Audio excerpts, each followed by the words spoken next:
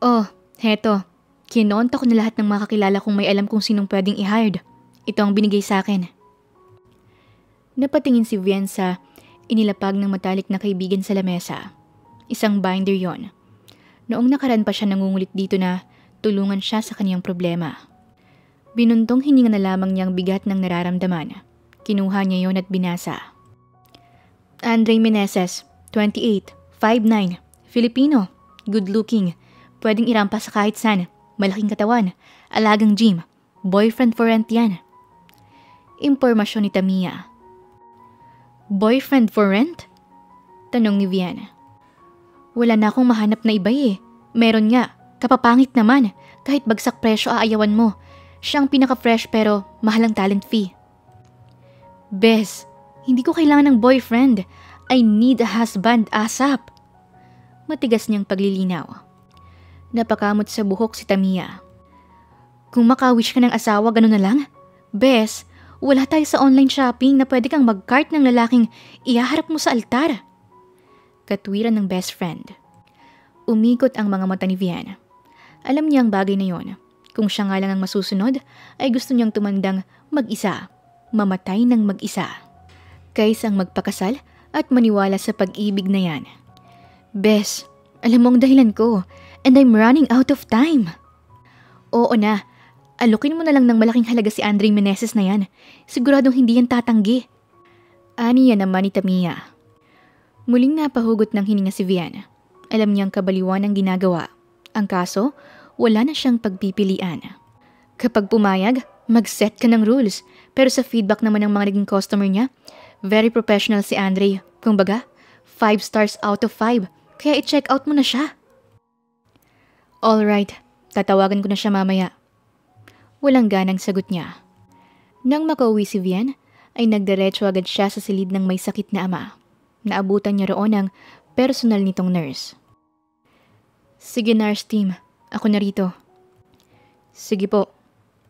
Hinayaan niya munang makalabas ang binatang nurse bago siya tuluyang umupo sa silyang katabi ng kama ng ama. Dad. Hinaplos ni Vian ang buhok nito. Noong nakarang buwan lamang ay na-stroke ang ama. Ngayon ay hindi na ito makatayo. Makakain mag-isa at bahagya na rin makapagsalita. At sa tuwing ibinubukan nito ang bibig, ay isang tanong lamang ang laging naririnig niya rito. Nasaan yung boyfriend mo? Bakit hindi mo naman kasama? Dad. Putol agad ng dalaga habang inaayos ang pagkakatabing ng kumot nito. Para huminto na ang ama sa katatanong noon, ay nag-imbento siya ng imaginary boyfriend para lamang hindi siya paulit-ulit na ireto nito kung kani-kaninong businessman. Malapit niyo na siyang makilala, Dad, kaya magpalakas kayo. Sagot ni Vian. Magpakasal ka na, Vian. Napahinto siya sa ginagawa bago marahang sinalubong ang mga mata ng daddy na si Henry. Kahit nahihirapan ito, ay kinuha ang kamay ng kaisa-isang anak na dalaga. Matagal ko nang hinihiling sa iyo yan. Gusto ko na may makasama ka sa oras na wala na ako. At sana maabutan ko na ikinakasal ka sa lalaking makakasama mo habang buhay para hindi na ako mag-alala. Naghahabol pa ng hininga ang matanda matapos ang mahabang pahayag na yon. Pinigilan ni Vian ang mga luha. Pinigil niya ang mga tubig na naroon. Hindi niya gustong makita siya ng sariling ama na umiiyak o napanghihinaan ng loob. Dad, hindi kayo mawawala. Kaya kumain kayo at magpalakas para hindi lang ang asawa kong makita nyo. Ganon na rin ang magiging apo ninyo. Pagpapalakas ng loob niya sa kaniyang daddy. Hinalikan niya ito sa noon nang tumulo ang mga luha. Sana lang talaga ay magkalakas na siya ng loob para magpakasal sa boyfriend for rent na yon. How's my dad, nurse team? Naglalakad siya kasabay ang kaibigan at nurse ng ama na si Tim. Palabas na sila ng kwarto matapos makatulog si Henry. Gusto kong magpakatotoo, Vian. He's getting worse. Yun din ang sinabi ni Doc Mildred. sa huling check-up niya kay Mr. Henry. Huminto si Vian sa paglalakad. Tanggap naman niya ang kahihinatnan ng ama, ang kaso ay natatakot pa rin siya sa pwedeng mangyari. You should stay with him more, Vian, para wala kang pagsisihan at panghinayangan na oras. Lahat din ang gusto ng daddy mo. Dapat tinutupad mo na hanggat buhay pa siya. Tinitigan niya sa mga mata si Tim. Lumapit naman ito at tinapik siya ng ilang beses. Nasa loob ng kwarto si Vian. Hawak ang contact number ng nirekomenda ng kaibigan na si Tamiya. Nag-ipon muna siya ng tapang bago mabilis na tinipa ang mga numero roon at itinapat sa tenga. Ilang ring ang narinig niya bago tuluyang may sumagot sa kabilang linya. Hello, lady. Andre, boyfriend for rent speaking. Napailing ang dalaga. Hanip din sa pagkapormal ang lalaking to. Business kung business ang tingin sa sarili. This is Vian Samantha Madrigal. Yes, Miss Vian. How may I help you? Masyadong mahaba ang offer ko sa'yo at gusto kong sabihin sa ito ng personal. Can we see each other tomorrow? 5,000. What? Kunot noong tanong niya. Natawa si Andre. Naroon siya sa labas ng restaurant. Hinihintay lumabas ang kanyang customer na babae na nag-hired sa kanya bilang boyfriend for one day para raw may i-flex sa social media. Nakatakip naman ang mukha niya sa mga picture at gagamitin lang daw yon para sa ex ng customer. Gusto raw pagsilosen. Miss Madrigal, 5,000 ang abala sa akin kasi may lakad ako bukas eh. Sa boses niyo parang kailangan na kailangan niyo ako. Kayo na ang uunahin ko, kaya dapat niyong bayaran ng araw ko. Oh, fine. Umirap si Vian. Kinamot pa niya ang sariling buhok dahil sa inis. Ngayon pa lang alam niya na hindi niya magugustuhan ng Andre na to. Ang ayaw niya sa lahat ay yung sinasamba ang pera. Alright, see you tomorrow, Miss Madrigal. Pagkababa ng tawag, ay agad na kinuha ng binata sa bulsa ang isang maliit na notebook. Cancel. Nilagyan niya ng X ang pangalan ng babaeng customer niya bukas. Mas hamak na malaki ang 5,000 na makukuha niya bukas. May ilang minuto na naghihintay si Vian sa isang outdoor restaurant. Tinatanaw niya sa daan kung parating na ba ang lalaking inaasahan niya. Kagabi pa lamang ay pinagkatitigan niya na ang mukha nun. At tama si Tamiya. Guwapo at artistahin ng lalaki. Kaya siguro mabentang boyfriend for rent. Miss Madrigal? Napalinga ang dalaga. Naroon ang lalaking nakasuot pa ng sunglasses. Hindi siya pwedeng magkamali. Ito ang lalaking sinasabi ng kaibigan. Andre Meneses. Napatingin si Vian ng ilhad nito ang kamay. Binaton niya yon ng atensyon saglit bago muling sinalubong ang mga mata. Just take your seat, Mr. Meneses. Napangiti si Andre bago ibinaba ang kamay na hindi tinanggap ng dalaga. Hinintay muna ni Vian na makalis ang waiter na nagdala sa kanila ng kanilang order bago balingan ng kaharap na si Andre. Nainis pa siya nang makitang nagsisimula na itong kumain ng kaswal. Mr. Meneses. Kumakain pa rin ito nang pagtagpuin ang kanilang mga tingin. Ayoko nang magpaligoy-ligoy pa. I know na boyfriend for rent ka lang, but I'm offering you to marry me. Naibuga lahat ni Andre ang laman ng bibig sa magandang muka ng kaharap. Inis na napapikit si Vian dahil sa nangyari. Sorry, miss. Dumukwang ang binata para punasan ng tissue ang muka niya. Pikon na kinuha ng dalaga sa kamay ang tissue. Nakamamatay na tingin ang ipinukol niya dito. Don't touch me. Sambit niya. Huminto naman si Andre bago marahang bumalik sa pagkakaupo habang nakatuon pa rin ang mga mata sa customer. Sorry, nabigla naman kasi ako sa sinabi mo. Just answer, Mr. Meneses. Seryosong sagot naman ni Vian. Sa tipo ng dalagay parang hindi nito tipo ang magbiro. Kung ganoon, seryoso talaga ang babaeng to sa inaalok sa kanya. Teka, seryoso ba yung offer mo? Paninigurado pa ni Andre. Kaibigan ba kita para makipagbiro na ako sa'yo? Walang emosyong tanong ni Vian. Kanina pa siya nagtitimpi sa kaharap. Pinaghintay na nga siya ng ilang minuto, kumain ng kaswal, pagkatapos binugahan pa siya ng pagkain sa muka. Pero para sa daddy niya, ay magtitiis siya. Pero hanggang boyfriend lang talaga ako, Miss Madrigal. I can be your boyfriend for a month. Pero malaki ang gagastusin mo. Bibigyan naman kita ng discount. I need a hired husband. Matigas niyang awat habang tinititigan ng masama si Andre. Natigilan ng binata at naitikom ang labi. Naroon sa mga mata ng dalaga ang pagiging sigurado. Pero kasi Miss Madrigal, ibang usapan na yung asawahan na yan. May involved na kasal dyan. 15 million. Napahinto si Andre. I will give you 15 million to be my husband. Hindi ko alam kung gaano katagal pero isa lang ang sure ako. Hindi forever. Nagkatitigan silang dalawa. Alam ni Viana, natigilan at nag-isip ang binatang kaharap dahil sa malaking halaga. Gumalaw pa ang lalamunan nito habang hindi pa rin nagsasalita. Nagulat yata ng husto sa presyo. Now, tell me Mr. Meneses, are you willing to be my hired husband? Pumikit sandali si Andre. Nahilo siya sa narinig na presyo. Sumandal pa nga siya sa silya dahil parang nanghina siya sa narinig. Imagine, 15 million. Hindi mo kikitain yan kahit ilang beses kang maging fake boyfriend ng kung sino-sino.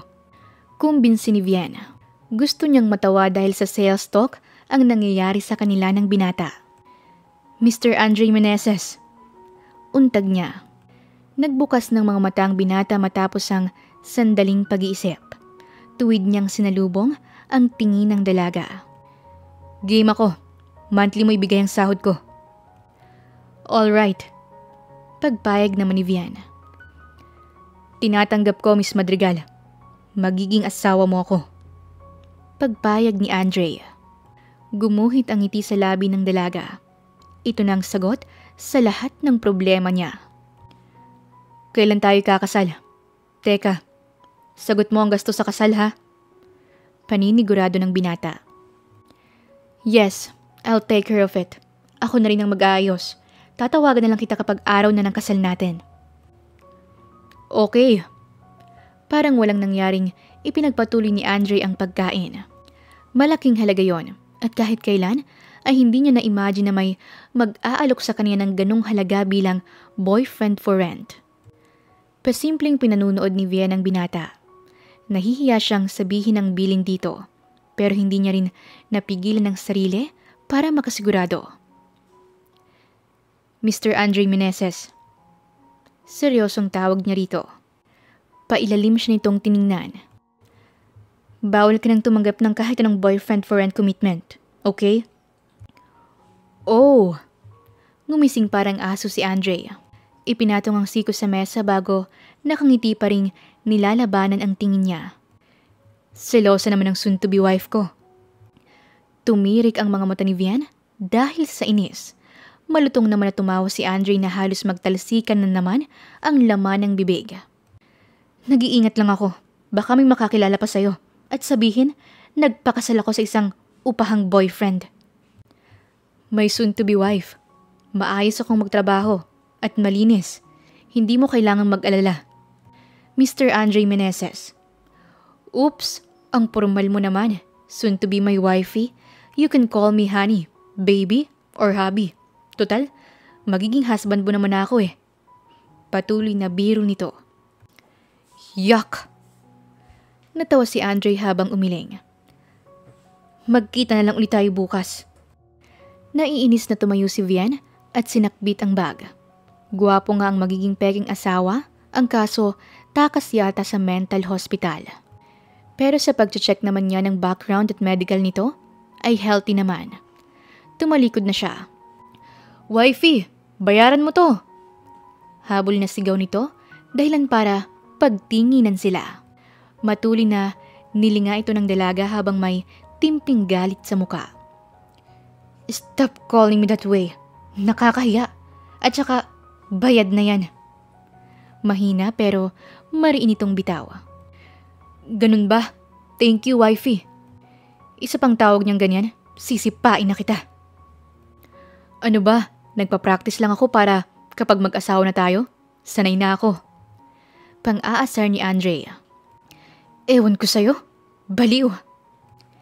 Ipinagpatuloy na ni Vian ang paghakbang, lalo na't nakatingin sa kanilang ilang naroon habang may ngiti sa labi. Para bang kinikilig sa kanilang dalawa. Gusto niyang maduwal dahil doon. Hinimas pa niyang braso dahil bigla siyang kinilabutan. Sanay na sanay ang boyfriend for rent na yon. Mukhang nakitaan agad sila ng mga tao ng chemistry. "Ingat, wifey!" Sigaw ni Andre sa nakalayong dalaga.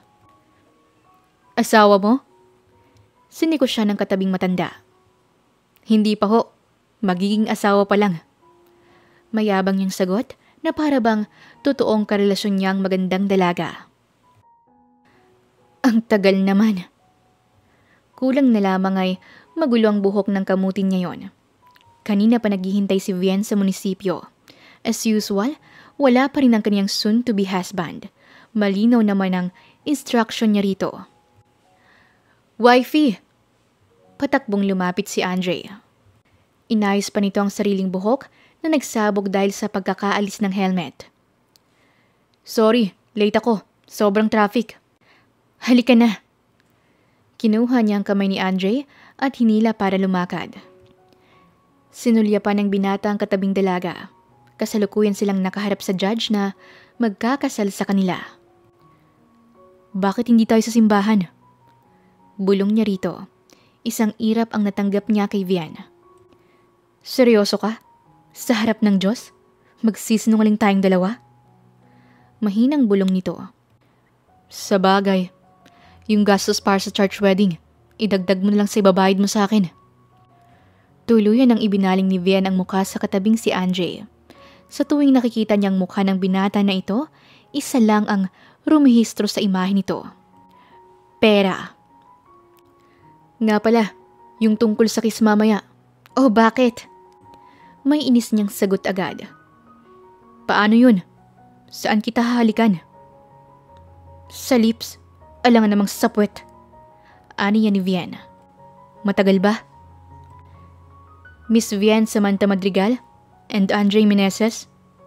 Simula ng judge. Agad silang tumuwid ng pagkakatayo. Nagulat pa si Vian nang hawakan ni Andre ang kamay niya na nakatitig na sa judge sa harap nila. Nagsimula na ang kasal. Kahit na gusto nang kumalas sa pagkakahawak ng kamay ni Vian, sa kamay ni Andre ay hindi niya magawa. "Do you take Vian Samantha Madrigal as your lawful wife?" "Yes, I do." Siguradong tugon ng binata na sinulyapan pa siya. Napahinga siya ng malalim hanggang si Vian naman ang hinarap ng judge. "Vian, will you take Andre Meneses as your husband?" Pasimpleng tiningnan ni Andre ang katabi. Ewan niya, bakit parang kinakabahan siya na para bang nasa isa silang totoong nag-iisang dibdib. "Yes, I do." Doon lamang lumuwag ang dibdib ng binata. Tumangutango siya at lumunok ng laway. "Then, you may kiss the bride." Marahang nagharap ang dalawa. Ngiting-ngiti si Andre kay Vian. Hindi niya alam kung saan artist center ito nag-aral dahil lang galing umakting. Nakikita niya ang sabik at saya sa mukha ng lalaking ito na ngayon ay asawa na niya. Inakupahan nito ang espasyo sa kanilang pagitan. Hinawakan ang kaniyang pisngi bago dahan-dahang lumapit. Saglit pang nagtama ang kanilang mga mata bago itinuon nito ang atensyon sa labi niya. Nang maramdaman ng kaunti yun ay maagap niyang hinawakan ng bewang ni Andre para ilayo. Nagkatitigan silang dalawa.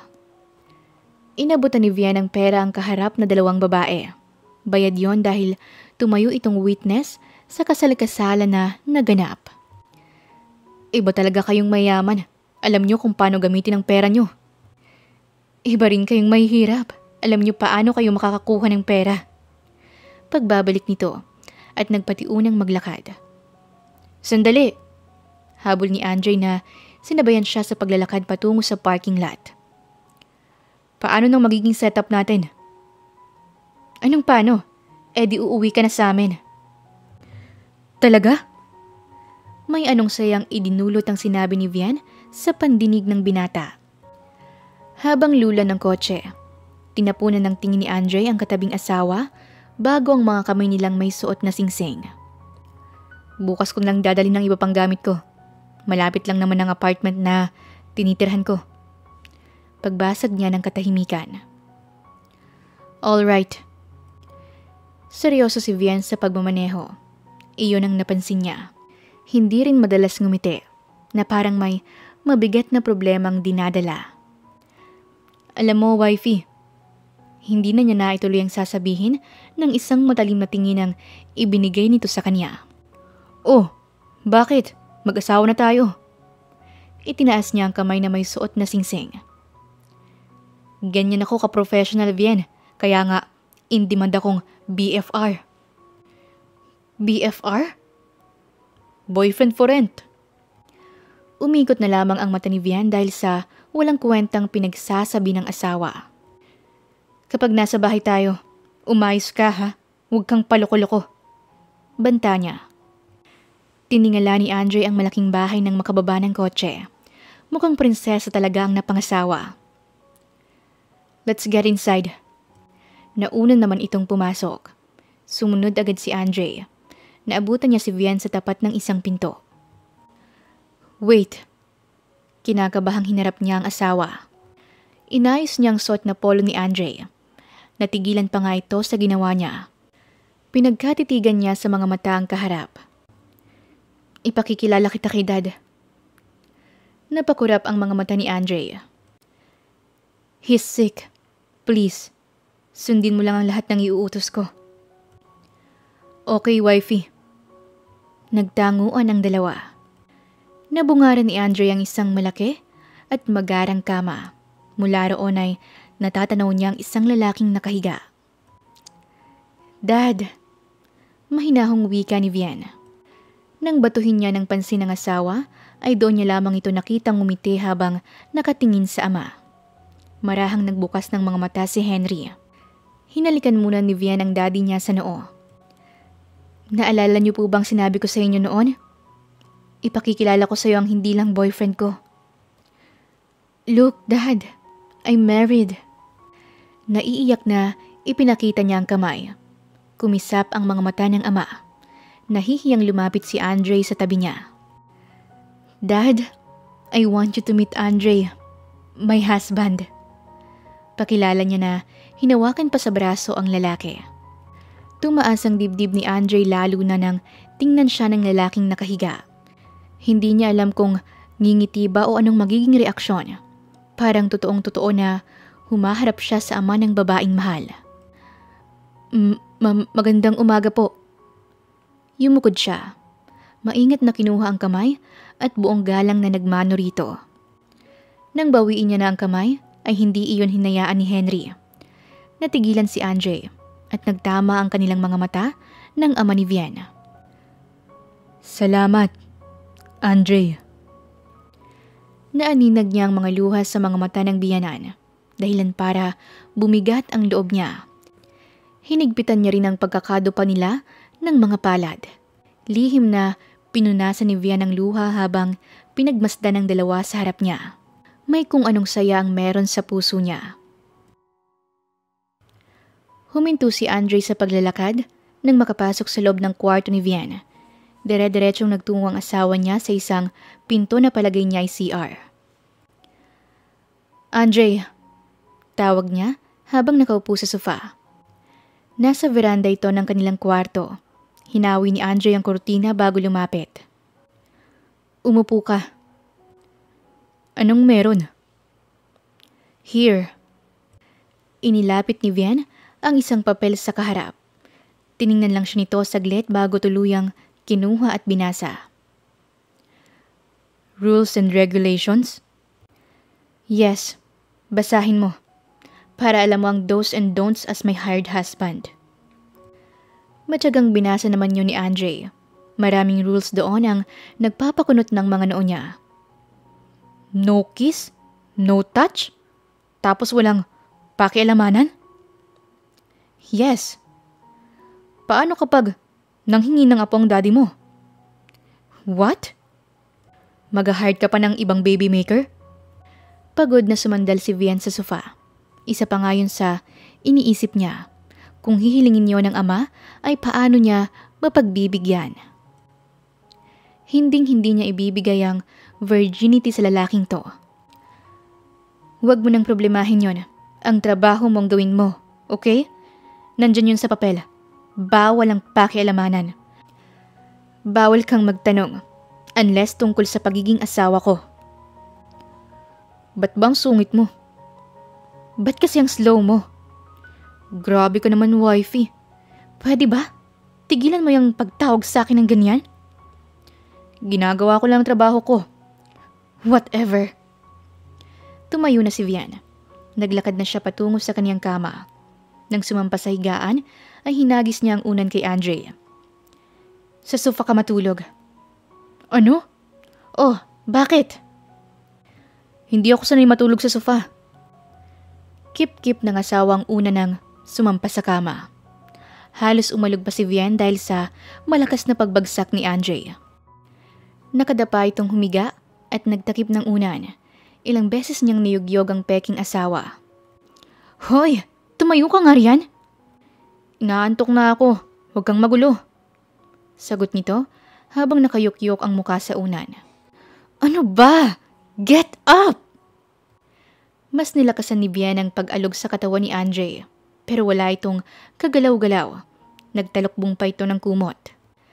Maingat na sinilip ni Andre ang katabi. Nagtaka siya nang wala roon ang asawa. Agad niyang sinilip kung nasan si Vian. Pinagmasdan niya muna ito habang nakabaluktot sa sofa. Matangkad din kasi ito kaya hindi magkasya. Kumamot siya ng marahas sa batok. Binuksan ni Vian ang mga mata. Nagulat siya ng mabungaran ng asawa at doon niya napagtanto na binubuhat siya nito. Anong ginagawa mo? Ibaba mo nga ako! Hysterical niya. Mabilis at sunod-sunod niyang iginalaw ang mga paa na parang isda. Ano ka ba? Huwag kang magulo. Mahuhulog ka. Saway naman ni Andre. Mahigpit niyang hinawakan ng bewang at mga likod ng hita ng asawa. Hirap na hirap siyang naglakad para dalhin ito sa kama. Bitawan mo sabi ako! Anong balak mo? Nawala ng balanse si Andre. Buti na lamang ay saktong naihulog niya si Vian sa kama. Ang kaso ay napaibabawan niya ito. Natigilan ng mag-asawa habang magkahinang ang kanilang malikot na mga mata. Pareho silang naghahabol ng hininga habang nanatili siya sa ibabaw nito. Bumaba ang tingin ni Andre sa natural na mapula at manipis na labi ni Vian. May kung anong tumulak sa kanya para lapitan yon. Kanina, nang ikasal sila ay halos 1 segundong dampi lamang ang nagawa dahil ramdam niya ang pagbaon ng mahaba nitong kuko sa bewang niya. Konting-konti na lang layo ng matauhan si Vian. Buong lakas niyang itinulak si Andre. Aray! Mabilis siyang bumangon paupo sa kama. Nakita niya kung gaano kalayo ang pinagbagsakan ng asawa. Aray ko! Daing nito habang nakahawak sa balakang. Kakasalanan mo yan! Manyakis ka! Nauutal niyang bulyaw. Manyakis? Concern lang ako sa'yo. Nakabaluktot ka rin sa sofa na parang isang fetus. Dadalhin kita sa kama para nakahiga ka ng maayos. Malakas na katwiran ito. Natigilan si Vian habang si Andre ay marahang tumatayo na hawak pa rin ang parte ng katawan na tumama ng bumagsak. You're breaking the rules already, Mr. Meneses. Ano namang rules ang pinagsasabi mo? Wala tayong pakialamanan. Lalo na, walang koneksyon sa pagiging peking asawa ko. Remember, I paid for your service, not for your concern. Akala ko ba professional ka? Tingnan mo ako bilang workmate mo. Yun lang. Stop acting like you are part of my life. At huwag kang umarte na para bang totoong asawa ko. Napangisi si Andre. Hindi niya alam kung saan galing ang sakit na gumuhit sa puso niya. Basta na lamang niya nilayasan si Vian. Napapikit pa ito ng mga mata nang padabog nitong isinarado ang pinto. Nurse team, anong ginagawa mo rito? Tanong niya nang maabutan ng nurse na nasa kusina. Dapat ay nasa kwarto ito ng ama ngayong umaga para alalayan itong kumain ng almusal. Naroon kasi si Andre, yung asawa mo. Ano namang kalokohan ang ginagawa ng lalaking yun? Bulong niya sa sarili. Hindi na naituloy ni Vian ang pagpasok sa silid ng ama nang marinig na nag-uusap ang mga ito. Dahil may siwang ang pinto, ay natanaw niya si Andre. Tila ba huminto ang pintig ng puso niya. Isa pa ho, Mr. Henry. Nagboluntaryo si Andre na subuan ng pagkain ang daddy ni Vian. Sanay naman siyang mag-alaga ng matanda. Dahil noong mahina ang ama niya sa probinsya, ay siya ang nag-aalaga rito. You can call me Daddy. Baka sa anyo ni Henry na kahit nahihirapan, ay natutuwa sa ipinapakita ng manugang. Napangiti tuloy si Andre. Sige ho, Daddy. Heto, inumin niyo ho. Vian? Nabigla pa ng kaunti si Vian nang mapansin ng ama. Nang lingunin siya ng asawa, ay nahiya siya. Dad. Wala siyang nagawa kundi ang lumapit sa mga ito. Saglit lamang nagtagpo ang mga mata nila ni Andre. Ito rin ang unang nagbawi. Ang bait ng asawa mo. Aniya ng kaniyang ama. Tumango si Vian habang may lungkot ng ngiti. Oo nga ho, Daddy. Pagsang-ayon niya. Tahimik naman si Andre na nakaupo. Pilit na inabot ni Henry ang kamay ng anak na babae bago ang sa asawa nito. Natigilan siya ng pagtagpuin ng ama ang mga kamay nila ni Andre. Hindi na ako mag-aalala sa iyo, Vian. Alam ko, nasa tama at mabuti kang lalaki. Marahang nagkatinginan ang dalawa. Salubong na salubong ang mga kilay ni Vian habang nakatutok ang mga mata sa cellphone. Mabilis siyang nag-i-scroll. Mula sa likuran ay walang paalam na hinablot ni Andre ang hawak ng asawa. Ano yan ha? Sinong ini-stalk mo? Ano ba? Akin na nga yan? Nilapitan niya ito. Ang kaso ay itinaas nito ang braso. Mula roon ay pababang tiningnan ni Andre kung anong meron doon. Andre! Akin na nga yan! Halos silahin niya ang suot na t-shirt nito at buong tiyagang tumitingkayad para abutin ang cellphone. Dominic Jose? Wala nang nagawa si Vian. Huminto na siya at hinihingal na tiningnan ng asawa. Sino to? Ex mo? Walang ideyang tanong ni Andre. Kaswal niyang inabot ang cellphone na may iritang hinablot naman ni Vian. Silent stalker ka pala ha? Pang-aasar niya. Ay, oo nga pala. I'm breaking what you so-called rules. Sarkastikong dagdag pa ni Andre. Naasar na bumalik sa kinaupuan si Vian. Hindi naman niya ini-stalk ang kanyang ex-boyfriend. Sadyang dumaan lamang sa screen ng cellphone niya. At walang masama kung i-check niya kung ano bang nangyari rito matapos makipaghiwalay sa kanya noong nakaraang taon. Naaninag ni Andre sa kabila ng pagkairita ng imahe ni Vian ay may lungkot na rumihistro doon. Mukhang gets na ng utak niya. Kaya ganito na lamang ito kaseryoso at kasungit dahil siguro sa pinagdaraanan. May sakit ang ama at mukhang kahihiwalay lang nito sa boyfriend. Gustong takasan ni Andre ang pakiramdam na nabubuo sa kaniyang dibdib. Naiinis siya na malaman na ini-stalk pa rin ng asawa ang ex-boyfriend. Tumalikod na siya nang magsalita si Vian. Ex-boyfriend ko. Napako siya sa kinatatayuan. We're high school sweethearts. Nagtagal kami ng 8 years. Tapos, pinagpalit ako sa naka-one night stand niya. Guess who? Pinsan ko pa. How ironic, right? Mapaklang saad ng asawa. Kaya pala bitter ka. Muling lumingon si Andre kay Vian na saktong seryosong nakatingin din sa kanya. Hindi ako bitter. Hindi? Bakit nagpakasal ka sa upahang boyfriend? Para i-flex at malaman ng ex mo?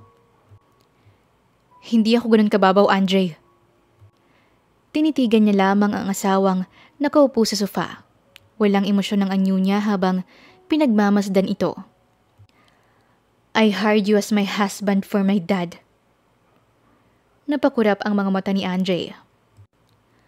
I don't want to fall in love anymore. I don't want to feel loved. Tapos sa uli, lolokohin at maiiwan kang mag-isa. Kasi, mahal mo pa rin yung ex mo. Sambit niya. I don't know. Ayoko lang sumubok ulit. Minsan hindi masamang mag-isa kung sa huli, masasaktan ka lang din. Natigilan si Vian nang mapansin ang matiim na pagtitig ni Andre. Mabilis niyang pinaliwalas ang muka at ngumiti. Sa akin, hindi ka ba natatakot? What? Ano namang ikakatakot ko sa'yo? Na mahulog sa akin. Mayabang na wika nito habang nakahalukip-kip. Natawa siya sa sinabi ng asawa. Andre, you know why I hired you? Kasi alam ko na hindi kita matitipuhan. Tumigas ang anyo ni Andre. Lalo na nakikita niya na sigurado at walang alinlangan ang pahayag ng asawa. Lihim na tinitingnan ni Vian ang asawa ng dumaan. Katatapos lamang nitong maligo at magbihis. Nagsusuot ng relo si Andre. Napilitan na siyang magsalita dahil palabas na ito ng pinto at mukhang walang balak na sabihin kung saan pupunta. Andre. Naging mahigpit ang pagkakapit ng kamay nito sa pinto. Katahimikan muna ang namayapa sa kanila bago muling magsalita si Vian. Saan ka pupunta? Look who's concerned here. Humarap pa ito habang nakangisi. Akala ko ba walang pakialamanan? Oo nga, nag-iingat lang ako. Paliwanag niya. Don't worry, wifey. Hindi ka masisira. Yun lamang at muli siyang tinalikuran ni Andre na seryoso na rin ang anyo. Binato ni Vian ang hawak na libro sa sahig. Hindi niya magawang makatulog. Walang puknat ang pag-check niya sa orasan. Malalim na ang gabi. Hindi pa rin umuuwi ang magaling niyang asawa. Galit na bumangon pa upo si Vian. Kinuha niyang cellphone, walang message na kahit ano roon. Hinanap niyang number ni Andre. Ang kaso ay kusa siyang natigilan. Wala siyang lakas ng loob na tawagan ito. Hanggang sa bumukas ang pinto. Kulang na lamang masubsob si Andre dahil sa kalasingan. Lukot na lukot ang noong pinagmamasdan ni Vian ang bangag na asawa. Andre, lasing ka ba? Tanong niya. Pagewang-gewang ito habang palapit. Ang kaso, hindi pa nakalalapit, ay sa dulo na ng sofa ito napaluhod. Andre! Napilitan siyang lapitan dahil nakangudngud na ito roon. Yumuko si Vian bago kinuha ang mabigat nitong braso. Amoy na amoy niya ang alak sa bibig nito nang itayo niya. Ang baho mo! Ilang beer ba ang nataob mo? Usisa niya habang bigat na bigat sa asawa. Ibinagsak niya ito sa kama. Lupaypay si Andre habang nakapikit. Tinitignan niya ito habang hinahabol ang hininga. Nakakapagod ka. Mabilis na bumangon pa upo si Andre. Hinila niya ang kamay ni Vian. Huli na para makasigaw ang asawa dahil inihiga niya ito sa kama. Pagkatapos hinarang ang braso. Inilagay niya yun sa bewang ni Vian at kinabig palapit. Nanigas naman si Vian, lalo nang mas lumapit si Andre. Ang mukha nito ay nagsumiksik sa kaniyang lieg. Andre! Gising niya rito nang makabawi sa kaba. Kaso hindi pa rin kumikilos ang asawa. Itataas niya sana ang braso nitong nakaharang sa kaniyang tiyan. Ang kaso ay matatag si Andre. Mas inilapit pa nga nitong sarili sa kanya. Please, Vian. Kahit ngayong gabi lang. Masuyong bulong nito sa kanya. Bumilis ang tibok ng puso niya. Naging magaan din ang pagkakahawak niya sa braso ng asawa. Dahang-dahang nilingan niya ang tulog na si Andre. May haplos sa puso niya nang masilayan ang gwapong mukha nito. Nang magmulat, ay nabungaran niyang magandang mukha ni Vian. Nasa bisig niya ito. Nakaunan habang nakapikit ang palad sa kaniyang dibdib. Mula sa sikat ng araw, ay mas naging maliwanag ang mukha ng asawa. Maingat niyang hinawi ang hibla ng buhok nito. Sandaling gumalaw si Vian pero mukhang inayos lamang ang pagkakayakap sa kanya. Napangiti si Andre. Sa sariling kamay ay nakita niyang suot na singsing. Mas lalong lumawak ang ngiti niya sa labi. Marahang kumilos ang mukha niya. Hinagkan niya sa noo si Vian at pumikit. Natigilan si Vian sa paglalakad. Tanaw niya mula sa ibaba ng hagdan ang kaniyang daddy sa garden. Nang mas lumapit ay nakita niya rin si Andre. Nakaupo sa tabi ng kaniyang ama. Ngiti-ngiti pa ang mga ito dahil siguro sa pinag-uusapan. Napatitig siya sa asawa. "Ma'am, may tawag po." Ibinigay sa kanya ng kasambahay ang telepono. Lumayo na siya sa glass wall, sa sala niya sinagot ang tawag. "Hello? Andre." Napaangat ang mga kilay ni Vian nang marinig ang tinig ng isang babae. "Andre?" "No, it's not Andre." Seryosong sagot niya. "Vian!" Nagbaling siya dahil sa tensyonadong boses ni Tim. Nabitawan niyang hawak nang makita si Andre na buhat-buhat ang ama. "What happened?" Naroon agad siya sa amang nakapikit. "Vian, kailangan natin siyang dalhin sa ospital." Katulad niyang ninenerbyo si Andre. Tiningnan ni Andre ang asawa. Naroon sila sa hallway. Siya, nakaupo habang ito ay pabalik-balik. "Vian." May mga luhang sinalubong nito ang mata niya. Hindi na niya napigilan ang sariling yakapin ang asawa. "Andre." Iyak nito habang mahigpit ang pagkakaya po sa kanya. "Magiging maayos ang daddy mo." Pakalma niya rito habang hinihimas ang likod na walang hinto sa pagtaas-baba. Inabutan ni Andre ng bote ng tubig si Vian at tinabihan ito sa pagkakaupo. Napansin niya ang pagyakap nito sa sarili, kaya hinubad niya ang suot na jacket at ipinatong sa likod nito. Seryosong napalingon si Vian sa asawa. "Nasa loob na siya. Siguradong ginagamot na siya ng mga doktor." Tumango siya habang pigil ang mga luha. Inakbayan siya nito, isinandal naman niya ang ulo sa dibdib ni Andre. Kahit papaano ay nabawasan ang takot niya. Unang beses niya rin na may makasama sa ganitong nakakatakot na sitwasyon. Noon, sa tuwing isinusugod ni Vian ang ama ay mag-isa siya. Walang masandalan, walang maiyakan. Ngayon ay narito si Andre, ang kaniyang asawa. Ramdam niya ang paghalik nito sa ibabaw ng kanyang ulo. Pumikit siya at kumapit sa isa sa mga hita nito. "Bes!" Magkasunod na luminga ang mag-asawa. Nagmamadali si Tamiya palapit sa kanila. Nakaalalay pa rin sa kanya si Andre nang tumayo. "Bes!" Niyakap ni Vian ang best friend. "How's Tito Henry?" Tanong nito habang kahawak kamay niya. "Nasa loob pa rin." Natigilan si Tamiya at lumapit ang mga mata sa nakakbay na si Andre. "Hi Andre, finally, na-meet na rin kita." Tumango lamang si Andre bago marahang bumitaw sa balikat ni Vian. "Tamiya." Napakunot noo si Vian nang makita ang palapit. Pero kalokohang magtaka siyang makita dito si Dominic. Isa nga pala itong doktor. "Vian," baling nito sa kanya. Iniiwasan niyang salubungin ang mga mata nito habang si Andre ay tinitingnan ng kaharap na doktor. Sigurado siyang ito ang lalaking nakita niyang ini-stalk ng asawa noon. "Nasa loob pa raw si Tito Henry." Pabasag ni Tamiya sa katahimikan. "Ganun ba? Siguradong this time ay ginagamot na siya. So don't worry anymore, Vian." Matapos tingnan si Tamiya, ay itinapon nito ang atensyon sa dating girlfriend. "Doc!" Agad na lumapit si Vian sa kalalabas na doktor. "Mr. Henry's okay now." Sagot nito matapos tanggalin ang face mask. "Thank you." Naiiyak na pasasalamat niya.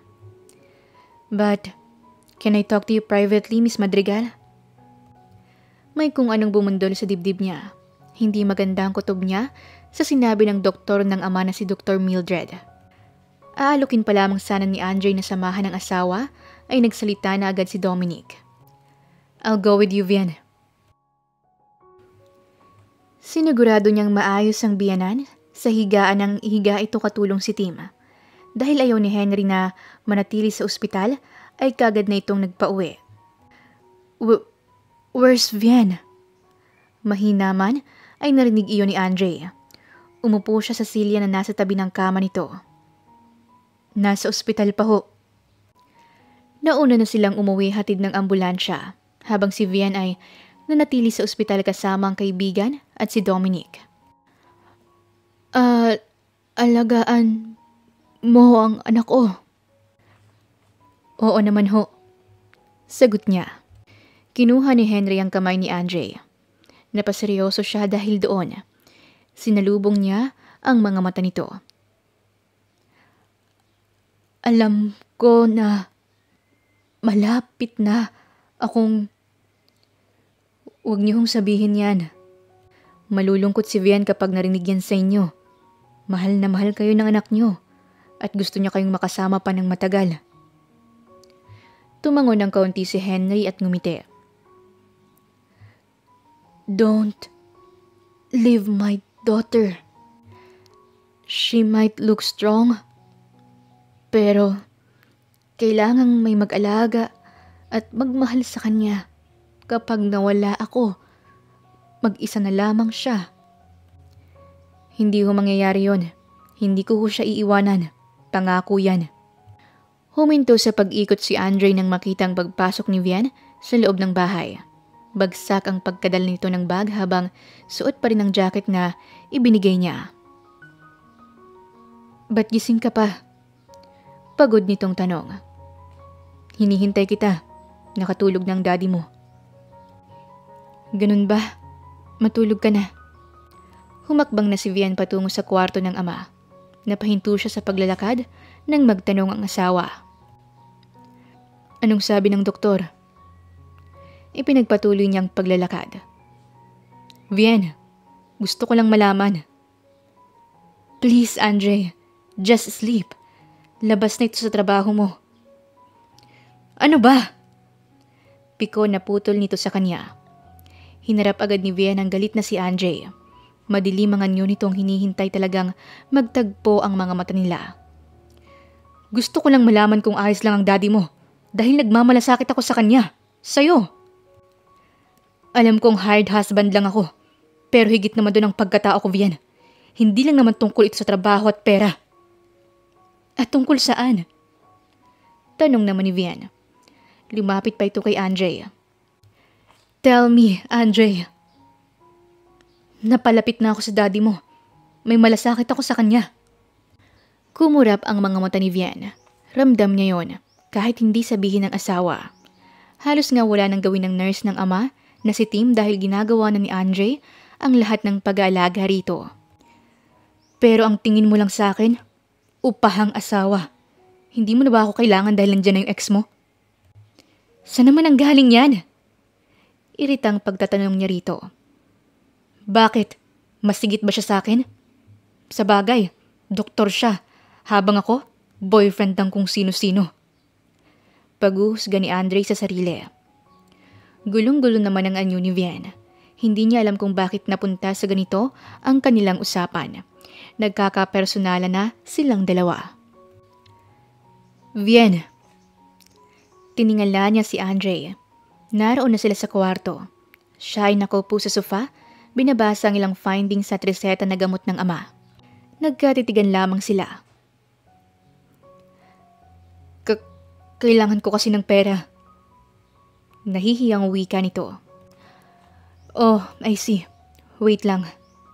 Kinuha niya ang bag at dinukot doon ang wallet pagkatapos ay inabot ang ilang libo sa asawa. Seryosong kinuha ayon ni Andre at tumalikod. Napabuntong hininga na lamang si Vian habang sinusundan ito ng tingin.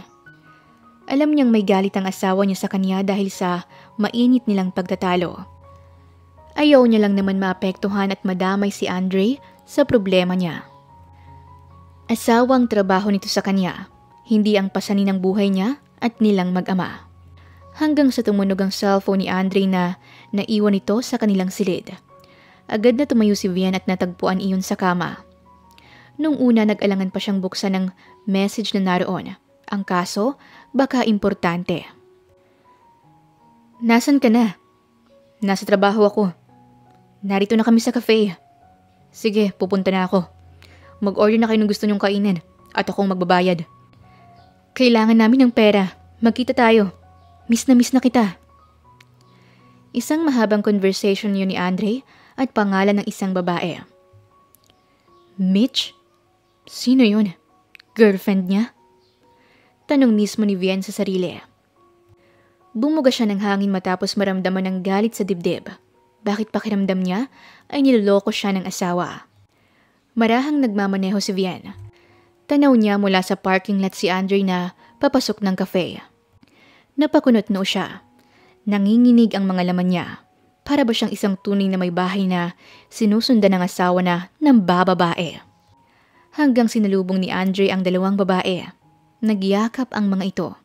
Baka sa mukha ng asawa ang saya. Ganon din ang mga babaeng yon. Kusang pumatak ang mga luha ni Vian. May sugat na tila nagsariwa sa kaniyang puso. Sugat na iniwan noon ni Dominic. Ngayon naman ay kay Andre. Hindi niya alam kung bakit niya ito nararamdaman. Dapat hindi, dahil nagpapanggap lamang sila. Pero bakit ganito kasakit? Maingat na binuksan ni Andre ang pinto ng kanilang kwarto. Wala sa kama o sa banyo si Vian. Nang humangin mula sa veranda, ay doon niya natanaw ang asawa. Umiinom ka ba? Tanong niya nang lapitan ito matapos makita ang tinutunggang alak. Nagpatuloy sa pagsimsim ng wine si Vian nang agawin iyon ni Andre. What are you doing? Singhal niya rito bago pilit na binawi ang baso pero mabilis na ininom ni Andre ang alak. Ano bang problema mo? Itinulak niya ito sa dibdib na nakapagpaatras sa asawa. Ikaw, anong problema mo? Balik tanong nito sa kanya. Alam mong may sakit ang daddy mo, pero heto ka nagiinom. Dagdag pa ni Andre. Wow, Andre, ikaw na! Sarkastikong sambit ni Vian at itinuro pa siya. Pinagmasdan lamang siya ng asawa. Ikaw nang magaling. Bakit mo ba pinagmamalasakitan kami ng daddy ko? Naiiyak niyang tanong. Nahugot nito ang hininga.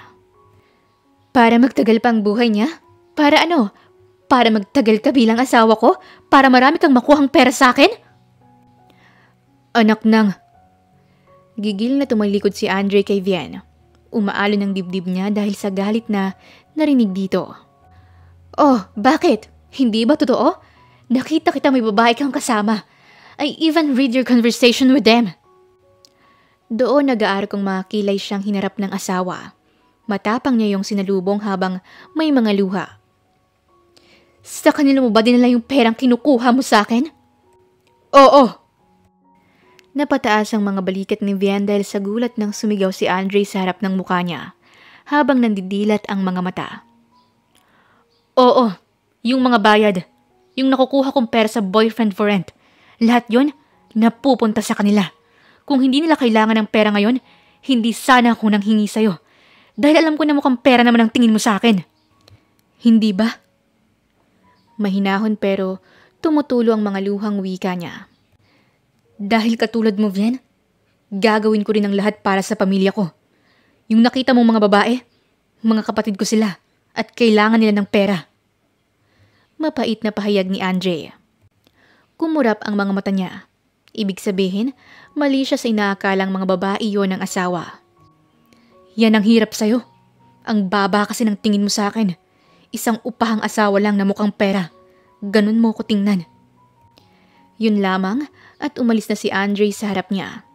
Napapikit si Vian habang tumutulo ang mga luha sa pisngi.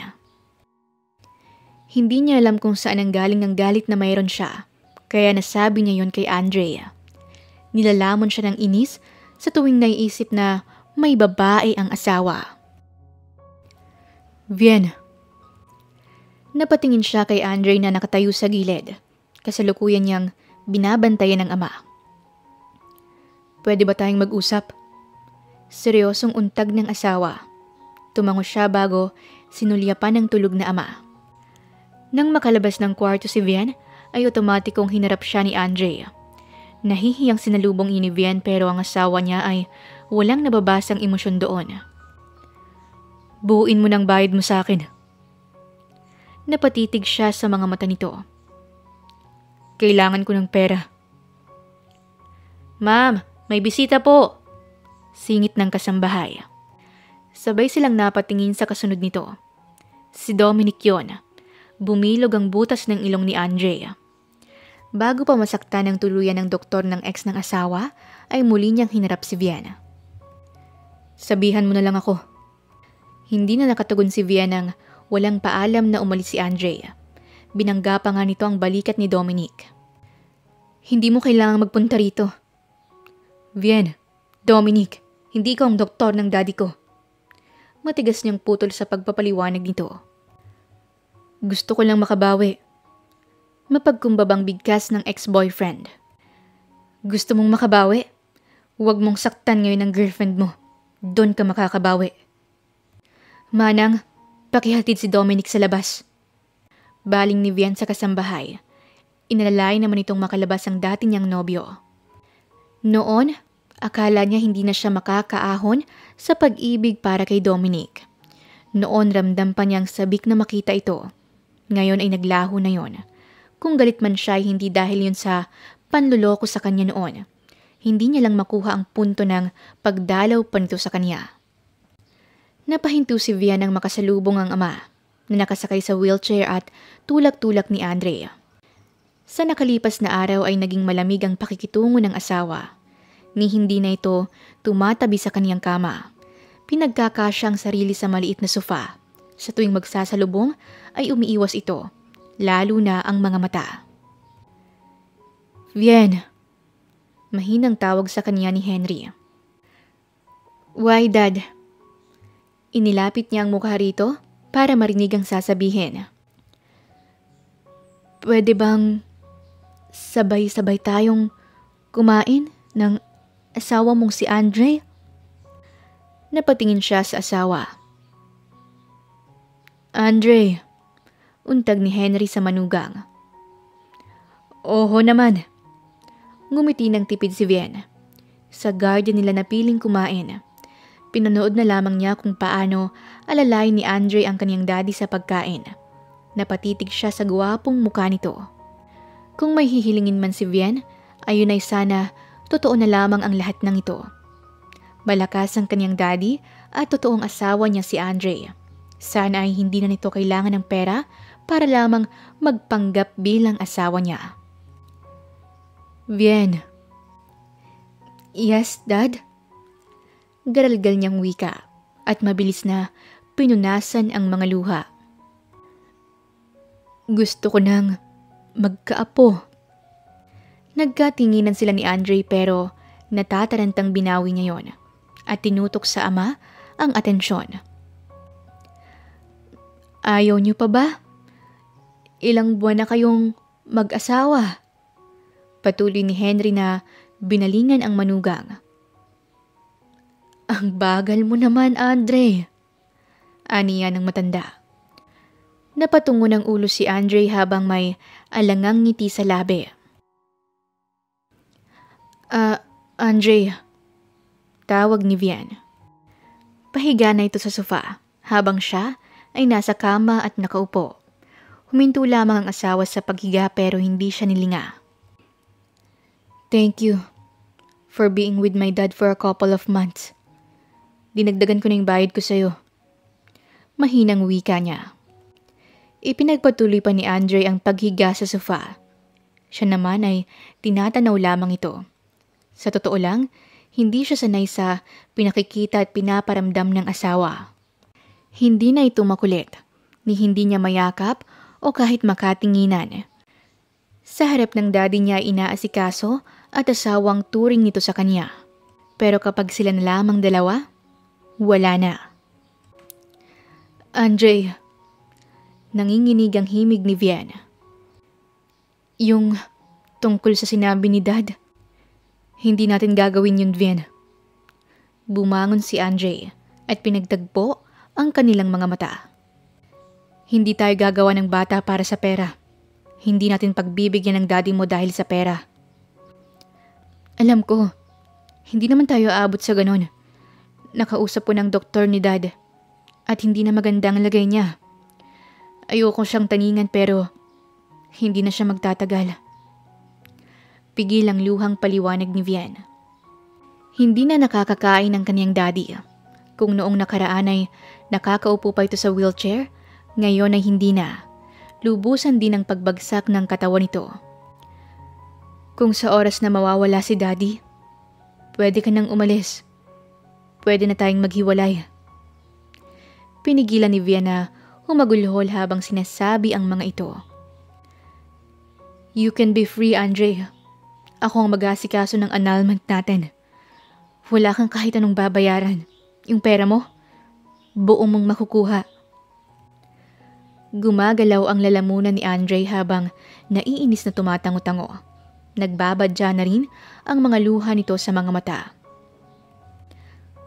Kung may hiling man ako sa'yo, ay yung ipakita mo sa daddy ko na pwede niya akong iwanan sa'yo para hindi na siya mag-alala sa akin. Pakiramdam ko kahit na nahihirapan na siya, ako pa rin ang iniisip niya. Hindi siya dapat mag-alala sa'yo, Vian. Tinitigan ni Vian ang asawa. Malakas ka at sanay mag-isa. Pero gagawin ko ang utos mo dahil ng trabaho ko bilang hired husband mo. Vian! Sigaw ni Tim. Nagmamadaling binuksan niya ang pinto. Natigilan siya nang makitang naghahabol na ng hininga ang ama. Dad! Hinawakan ni Vian ang malamig na kamay ni Henry habang naiyak. Vian, hirap nitong bigkas. Ayos na ako. Huwag ka nang umiyak. Hayaan mo na akong magpahinga. Alam ko na may iwan kitang may kasama. Si Andre, napakabuti niyang lalaki. Napakabuti ng asawa mo. Dad! Marahang lumapit si Tim kay Vian na nakayakap sa amang wala ng buhay. May ilang segundo na itong namaalam. Vian, saglit lang, Tim. Walang nagawa ang nurse kung di iwan ito. Nang makalabas ay nakasalubong ito ni Andre. Humahangos din siya matapos malaman na naghihingalo na ang biyanan. Wala na si Sir Henry. Malungkot na balita ni Tim. Namuo agad ang luha ni Andre bago sinulyapan ang nakasaradong pinto. Si Vian, nasa loob pa rin. Ayaw bitawan ng daddy niya. Nadudurog ang puso niya habang humahakbang palapit sa kama ng biyanan. Rinig niya ang pag-iyak ng asawa habang nakayuko sa bangkay ng ama. Vian, hinawakan niya ito sa braso para ilayo na ng tuluyan. Ilang beses niyang kinokontrol ang sariling makialam o kahit magtanong kay Vian. Hindi niya gustong magalit ito sa kanya dahil sa tingin nito ay pakikialam ang ginagawa niya. Nagmamalasakit siya sa ama nito at masakit din na nawala na ang biyanan. Itinuring niya itong parang pangalawang ama. Tama na, Vian. Namumugto ang mga mata ng asawa nang luminga sa kanya. Punong-puno iyon ng mga luha. Hayaan natin na magpahinga ang daddy mo, Vian. Mas lalong lumungkot ang mukha ni Vian. Tumayo siya sa kinaupuan at niyakap ng mariin si Andre. Agad namang gumanti ang asawa. Tinumbasan nito kung gaano kahigpit ang yakap ni Vian. Iniwan ako ni Dad. Nandito ako, Vian. Hindi kita iiwan. Pumikit siya at ipinagdasal na sana totoo na lang ang sinabi ni Andre. Hindi lang basta nito pinapagaan ang loob niya. Mabilis ang pangyayari. Nailibing na nila Vian ang ama. Umalis na rin si Tim sa trabaho. Nagtataka si Andre nang makasalubong ang mga kasambahay na may dalang bag palabas ng bahay. Teka, saan kayo pupunta? Pinaalis na po kami ni Ma'am Vian. Ano? Ito ang bayad ko. Inihagis ni Vian ang sobrang may laman na pera sa ibabaw ng mesa. Bumaba ang tingin ni Andre doon. Alis na. Iwan mo na ako. Tapos na ang pagiging hired husband mo. Yung tungkol sa annulment, hindi natin kailangang pag-usapan agad to, Vian. Kailan pa? Para makadagdag ng araw na babayaran kita? Alam ko nagluluksa ka pa. Anong pakialam mo sa pagluluksa ko? Vian! Agad nang matras si Vian ang akmang hahakmang si Andre. Hindi na naituloy ni Andre ang paglapit dito. Alis na. Gusto mo ba talaga akong umalis at iwan kang mag-isa? Seryosong tanong nito. Ano sa tingin mo? Sa tingin ko, kailangan mo ng makakasama at nandito ako. Pero hindi ikaw ang kailangan ko. Kumurap ang mga mata ni Andre. Nasa pisikal na anyo ni Vian ang matinding pagod at puyat. Nakita niya kung gaano kasakit dito na mawala ng ama. Sa tuwing nakikita niyang asawa ay tumutulo ang mga luha nito. Oo nga, tapos na ang trabaho ko rito. Nilapitan si Andre ng isang babae. Naroon siya sa isang food stall ng kaibigan. Noong nakaraang linggo lamang ay hindi na niya itinuloy ang trabaho. Hindi na siya boyfriend for rent. Nag-retired na siya matapos umalis sa bahay ni Vian. Nang gabing yun, kahit mabigat sa loob, ay iniwan niyang asawa para lamang hindi na sila magtalo. Alam niyang pagod si Vian sa lahat. At kahit ano sigurong sabihin niya rito, hindi maniniwala ang asawa. Kahit sabihin niyang mahal na niya ito. Dahil lang sa pera ang tingin ni Vian na dahilan kung bakit siya nagmamalasakit at nananatili sa tabi nito. Pero alam niyang hindi iyon totoo. Siguro nung una, pero mas lumalim ang pag-ibig niya sa asawa araw-araw, lalo na nang masaksihan ang pagmamahal nito para sa ama. Alam niyang pareho silang mapagmahal sa pamilya at gagawin ang lahat. Ang kaso, hindi siya ang kailangan nito. Baka si Dominic. Dahil nanatiling gusto ng asawa ang ex-boyfriend. Andre, pwede ka bukas? Nilapitan siya ng isang babae. Pupunta lang ako sa kasal ng ex ko. Sasampalin ko lang yun ang katotohanan na mapapalitan ko siya ng mas gwapo sa kanya. Sorry, pero wala na ako sa trabahong yan. Ito naman, wala pa namang bagong taon, nagbabagong buhay ka na. Sige na, magkano ba? Dodoblehin ko ang bayad. Huminto si Andre sa ginagawa. Pinigilan niya ang customer na kumuha ng pera nang tingnan siya ay tuwid niyang sinalubong yon. Kahit doblehin o triplihin mo pa, hindi na ako babalik sa trabaho niyan. At kahit hindi bagong taon, pwedeng magbago. Bakit hindi mo sampalin ng totoong katotohanan ng ex mo? Sa paraang kaya mong mabuhay kahit magpakasal siya sa iba. Payo niya rito. Natahimik naman ang babae. Off na ako sa pagiging boyfriend for rent. Hindi na ako pwedeng maging boyfriend ng kahit na sino. Dahil kasal na ako. Itinaas ni Andre ang kamay. Suot pa rin niya ang wedding ring nila ni Vian. Hindi niya yun kayang alisin. Pakiramdam niya ay yung bagay na lamang ang nanatiling koneksyon nilang mag-asawa. Hindi ka ba lalabas ng bahay, Bes? Tanong ni Tamiya nang hawiin ng kortina sa loob ng madilim na kwarto ni Vian. Nasilaw pa siya ng konti habang bumabangon. Ano na? Simula nang ilibing si Tito Henry. Hindi ka na lumabas ng bahay. Halos lumubog ka na rin sa kama. Wala akong gagawin sa labas, Tamiya. Bakit pa ako magsasayang ng oras at energy na lumabas? Tanong niya habang sinusuot ang tsinelas. Yung tungkol sa annulment. Marahang wika ng kanyang kaibigan na ikinahinto niya. Inaasikaso mo na ba? Dugtong ni Tamiya. Oo. Sinubukan ni Vienna baliwalain ng tanong at ang dumalo na sakit sa dibdib niya ng mga oras na yon. Tumayo na siya ng tuluyan. Sigurado ka bang gusto mo nang mapawalang bisa yung kasal niyo ni Andre? Napako naman siya sa kinatatayuan. Kilala kita, Vien. Bakit hindi mo bigyan ng chance si Andre? Seryosong tanong ni Tamiya. Hindi na. Kaya kong mag-isa. Nagtataka si Vien habang palapit sa puntod ng ama. May natatanaw siyang 3 taong naroon.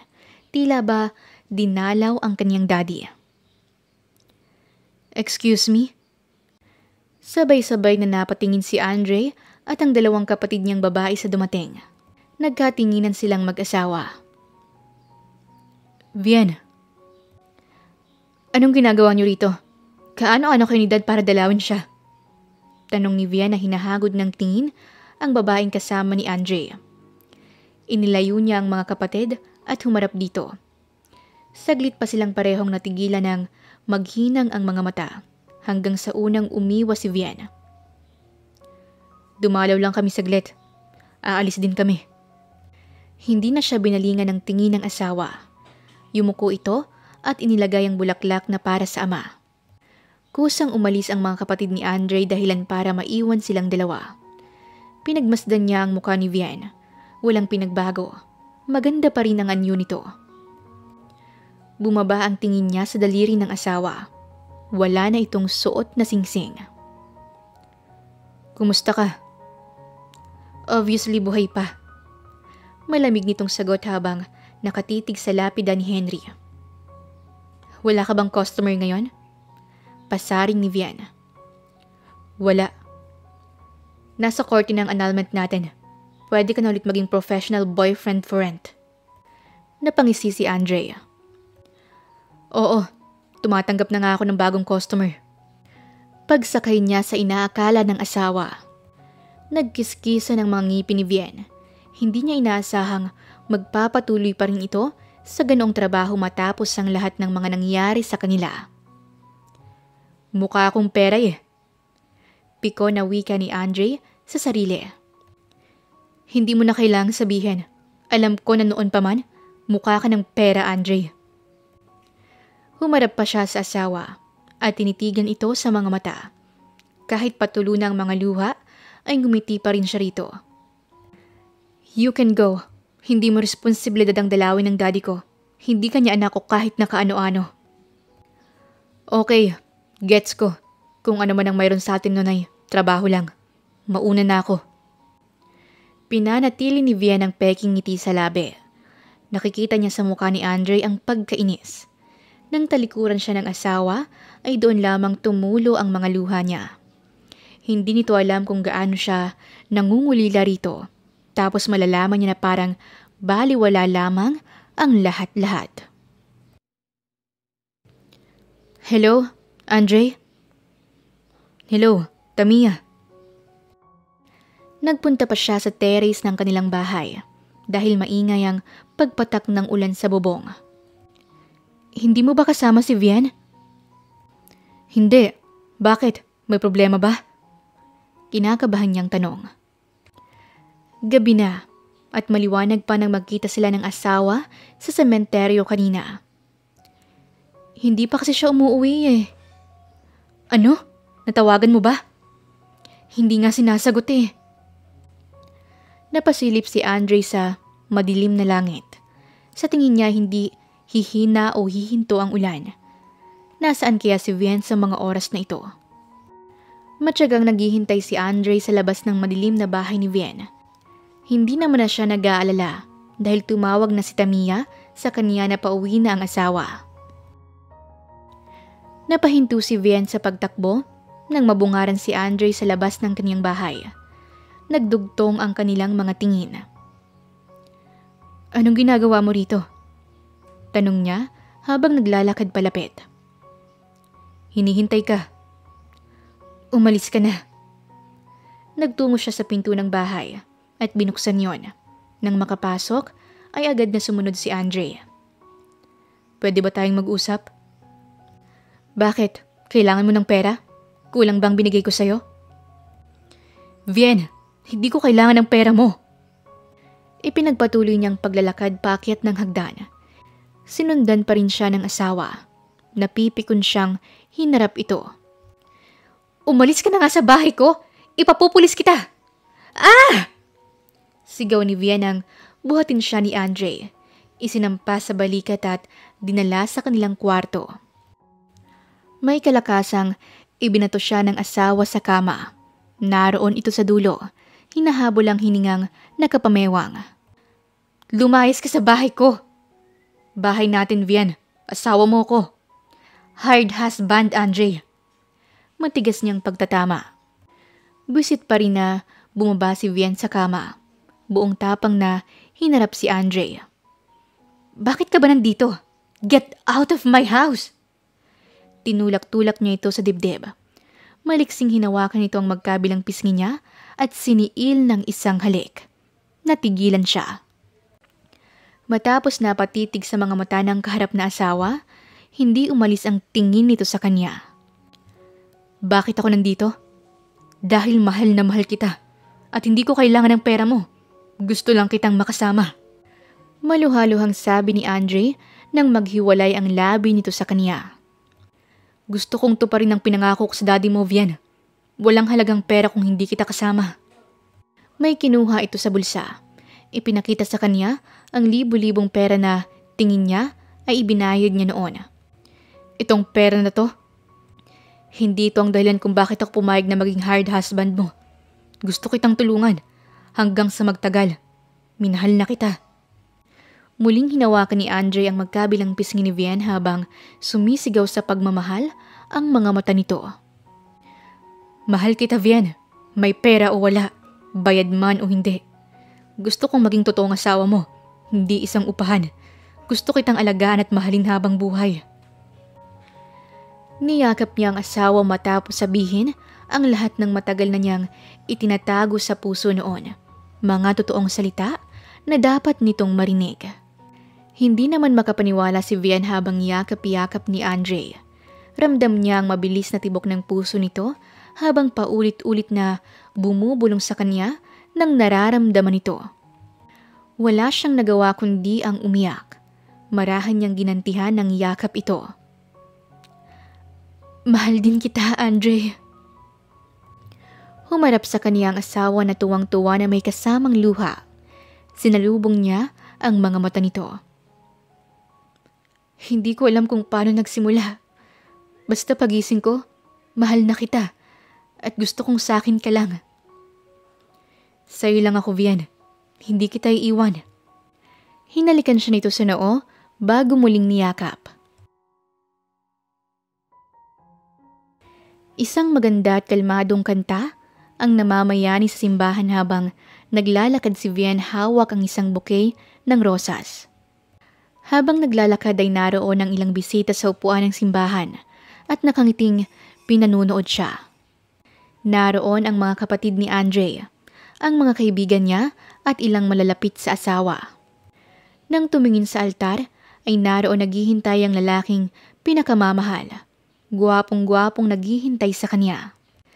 Nagdesisyon silang magpakasal sa simbahan at si Andre ang lahat ng gumastos doon. Ipon sa bago nitong trabaho bilang isang service crew.